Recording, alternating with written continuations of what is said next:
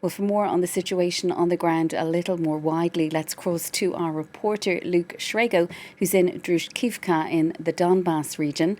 Luke, good to have you with us. What's the latest where you are, and is there any further information coming from Odesa?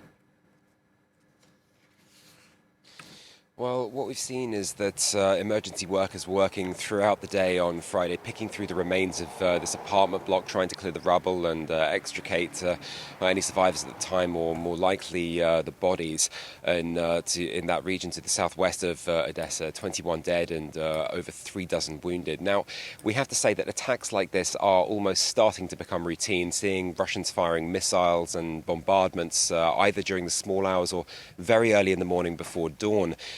We've just seen the same thing this morning with strikes on Mykolaiv. News beginning to come out of that, the city to the east of Odessa. Now, Russia, for its part, says that it doesn't target civilians, that it hasn't targeted civilians. That's the line it's taken throughout the conflict.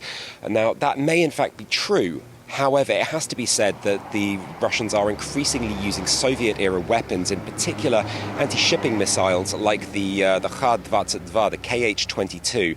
Now, they aren't really meant for terrestrial use for targets on land, and the problem with them is that they can be wildly inaccurate. So even if the Russians say they're not targeting civilian areas, the fact that they are hitting them could well be coming down to that. Now, the Ukrainian military says that over the last 2 weeks, the Russians have doubled their number of missile strikes across Ukraine.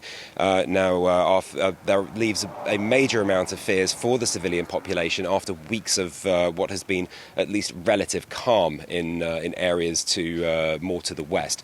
Now, one area that has not seen any calm whatsoever has to be the Donbass region, the two provinces of Luhansk and Donetsk making up the Donbass. Now, the Russians are continuing to push their attack here in Donbass, with in particular the city of Lysychansk now hotly contested. There has been a renewed push by Russian forces to encircle it, cutting it off. It is the only city in Luhansk still in Ukrainian hands.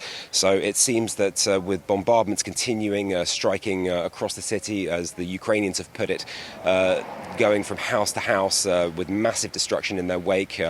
The city's residents now numbering around about 4,000 down from 100,000 before the war. It seems that the battle for Donbass may soon be moving into yet a new stage. OK, we'll leave it there, Luke. That's our reporter Luke Shrego reporting live from the Donbass.